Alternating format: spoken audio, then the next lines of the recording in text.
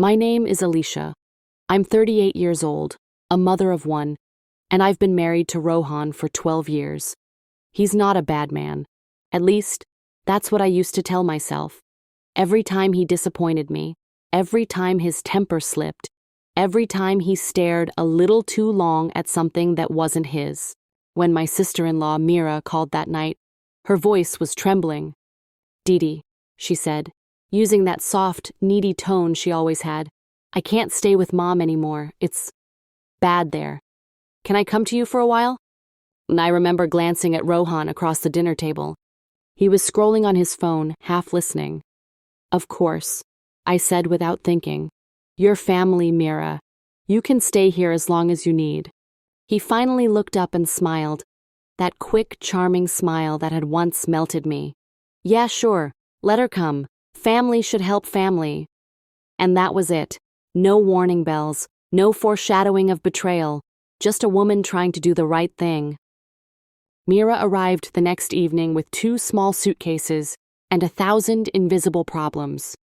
She looked thinner than I remembered, cheeks hollow, eyes red. I hugged her, feeling her ribs under my hands. "You'll be okay," I whispered. She nodded, eyes glistening. "You always say that, Didi." The first few weeks were quiet. She helped around the house, cooked sometimes, watched old Hindi soaps with my mother-in-law on the phone. I thought she was healing. Rohan liked having her around too. He said she lightened the mood. I didn't mind. I worked from home as a freelance designer, so company was nice.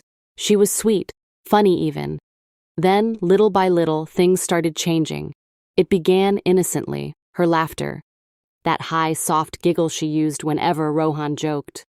I'd hear it from the kitchen while doing dishes, their voices mingling like background music.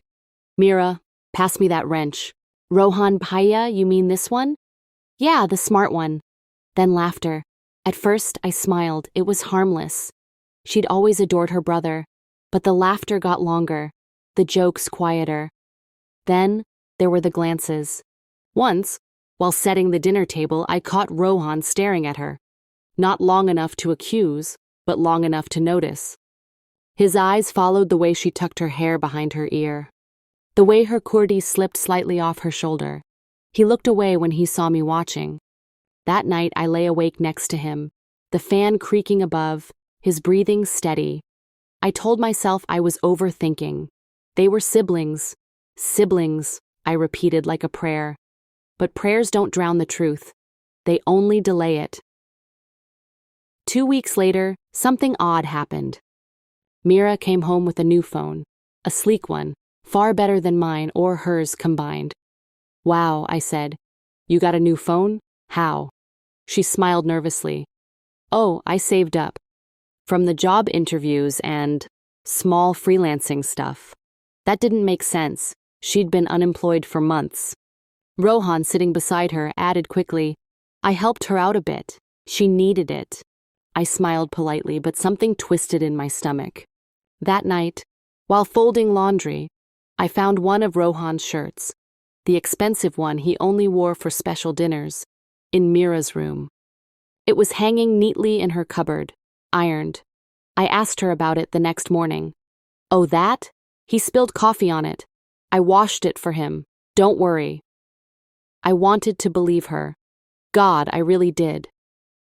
Our home changed after that. The energy, the silences, everything. Rohan suddenly started working late, though his office closed at 6. Mira started dressing differently. Lighter colors, fitted clothes, makeup she hadn't worn in years. She'd giggle when he complimented her cooking, when he teased her about her hair. I began to feel invisible in my own house. One night during dinner, Rohan mentioned how understanding Mira was.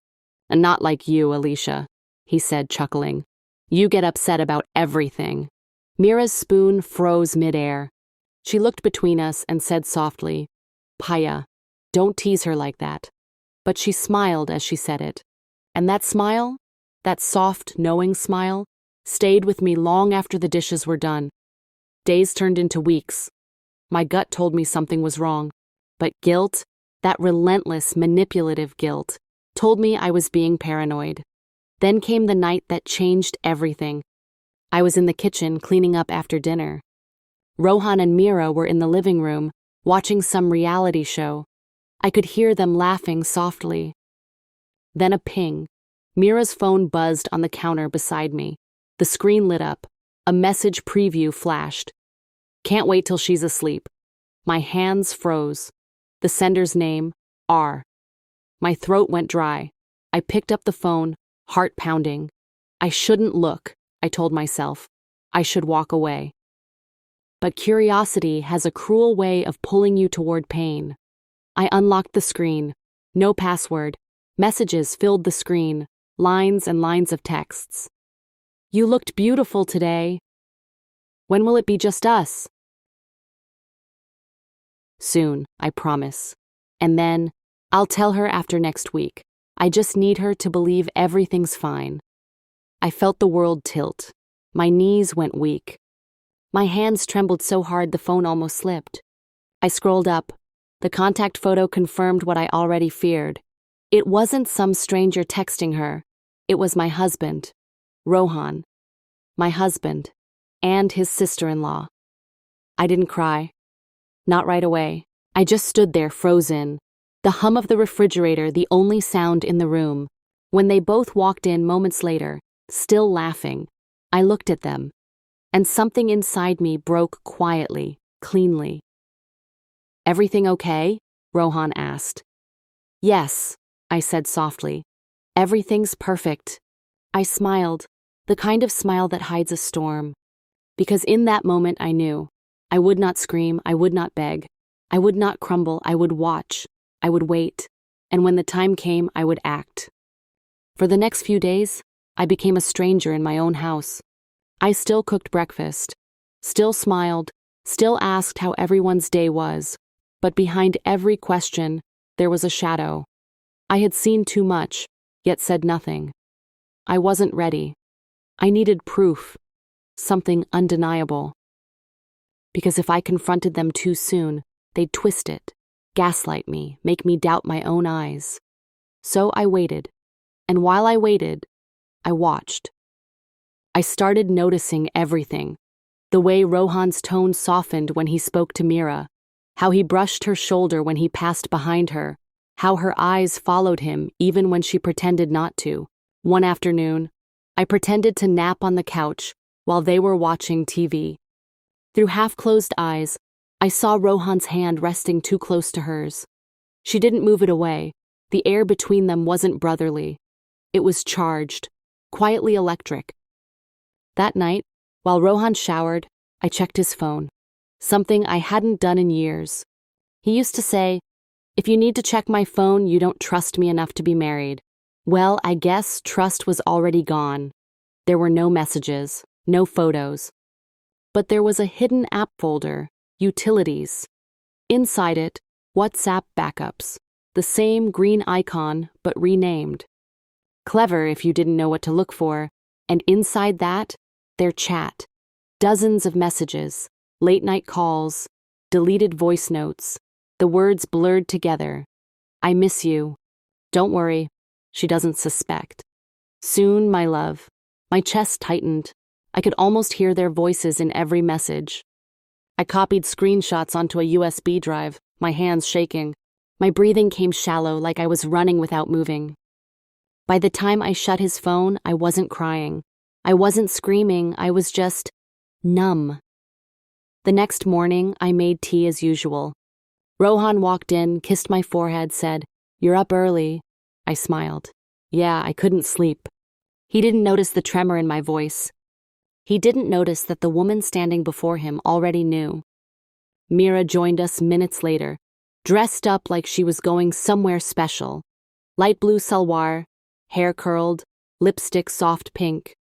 Rohan looked at her a moment too long. She caught his glance and lowered her eyes, pretending to check her phone. My fingers tightened around my teacup. Later that day, I called my friend Nisha. She'd known me since college, the one person who saw through my masks. I told her everything. She went silent for a long time, then whispered, "Alicia, I'm so sorry. But you need to think clearly. Don't explode. Don't confront them until you're ready. Make them reveal themselves. Her advice settled deep in me. She was right. I wanted truth out in the open, not just whispers in messages. So I decided to play along. I stopped asking questions, stopped checking phones. I let them feel safe again. Rohan relaxed. Mira smiled more freely. They thought they'd fooled me. But I noticed something new. Mira began staying out late. Meeting old friends, she'd say. Helping a friend move. Rohan started disappearing at the same times. Coincidence? Not likely. So one evening I followed them. It was raining lightly, the kind that paints the streets silver. I told my mother I was meeting a client and left. Rohan's car wasn't in the driveway. Mira had said she was meeting a friend. I drove slowly, heart pounding, to the cafe near the old market, the same one Rohan used to love. Through the rain-blurred window I saw them, sitting together, no disguises, no shame. Rohan's hand over hers, both laughing softly, faces close. For a long moment I couldn't breathe. My fingers clutched the steering wheel so tight my knuckles turned white. They looked happy, not guilty, not scared, just happy. I watched until I couldn't anymore.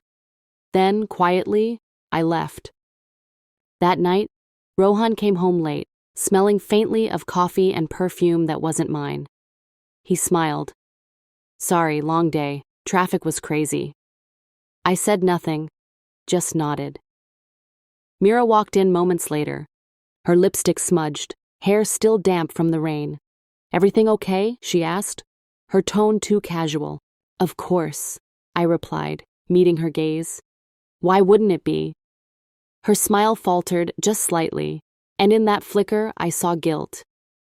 I went to bed that night without saying another word. But inside, something shifted. The pain began turning into something sharper. Resolve. The next morning, I went through every message again, and one line stood out. We'll tell her soon. I can't live this double life anymore. Soon. So that was their plan. They wanted to leave me, but together. The betrayal wasn't just in the act, it was in the conspiracy, the quiet planning of my humiliation. That realization cut deeper than anything else. And that's when I decided, if they were planning to tell me, I'd beat them to it. But I wouldn't scream or cry or beg them to stay. No, I'd let the truth speak for itself. In front of everyone who mattered. The opportunity came 2 days later. It was Rohan's birthday. We had invited close friends, a few relatives, even Mira's old colleagues.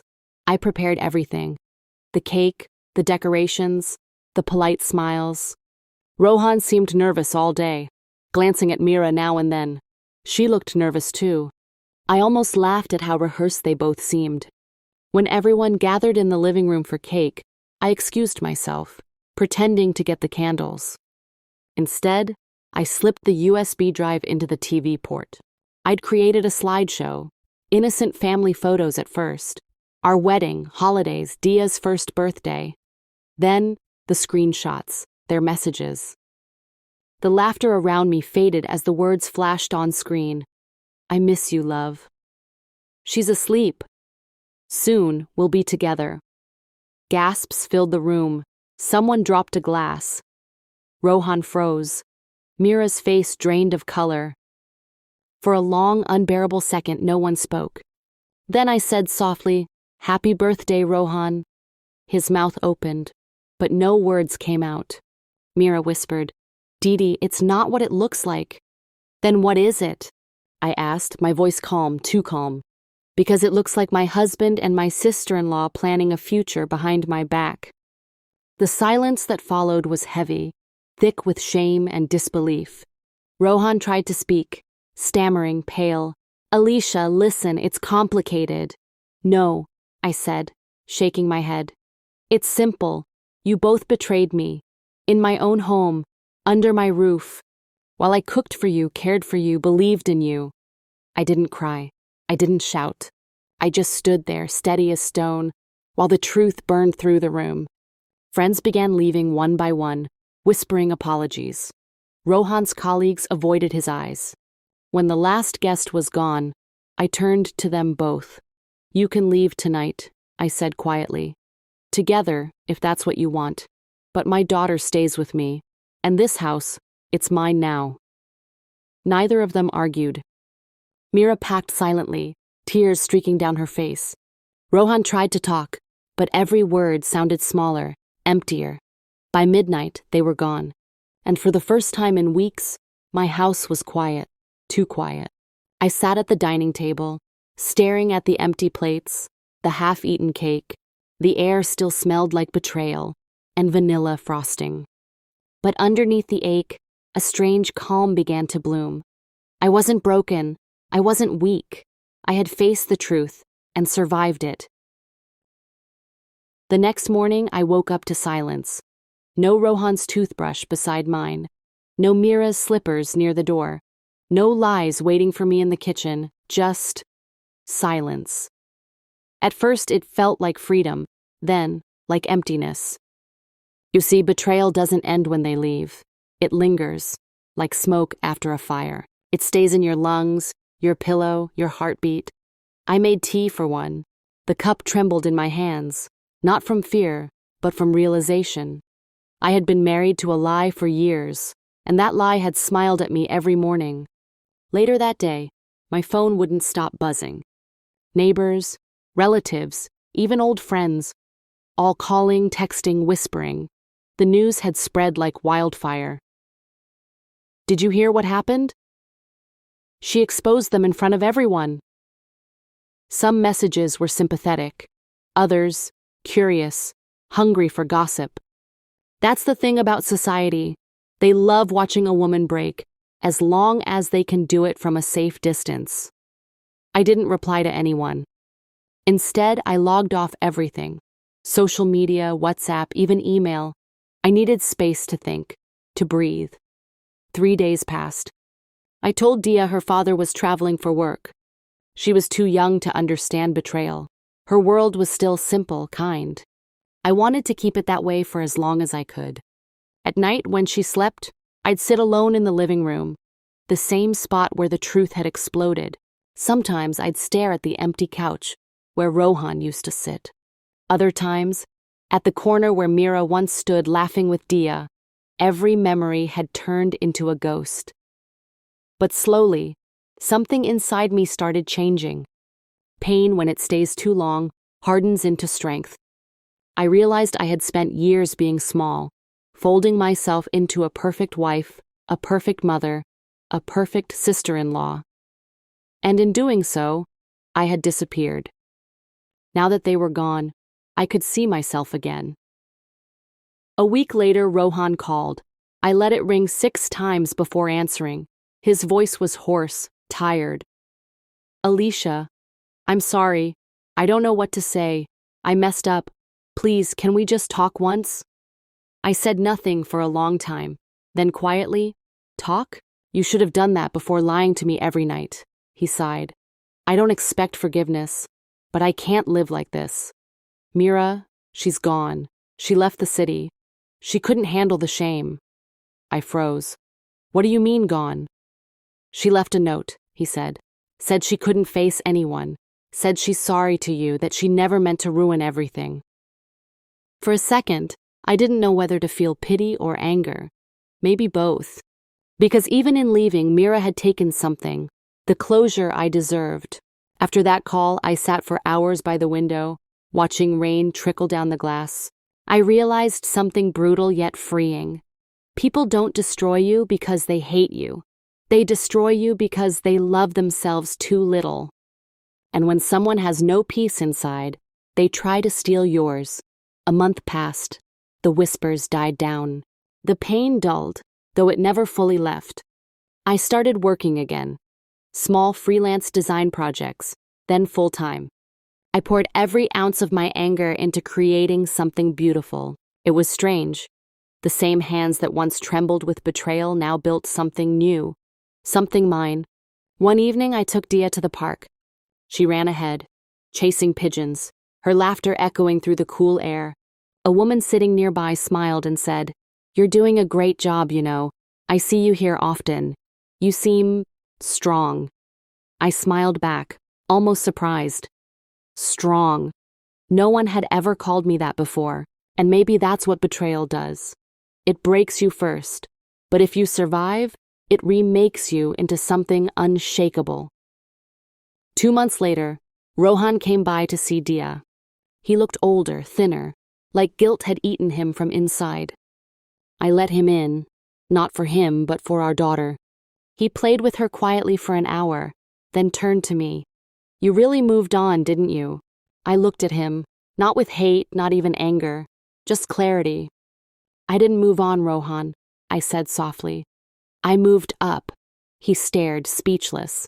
"You built your happiness on lies. I built mine on truth. That's the difference between us." He lowered his eyes. "You deserve better." "I know," I said. "And this time, I'm not waiting for anyone to give it to me." When he left, I didn't cry. I didn't even feel sad. Because I finally understood something powerful. Forgiveness isn't saying it's okay. Forgiveness is saying, you no longer control me. And from that moment on, he didn't. Months later. It was Dia's 6th birthday. We celebrated in the same house. Balloons, laughter, music. For the first time in a long while, the home didn't feel haunted.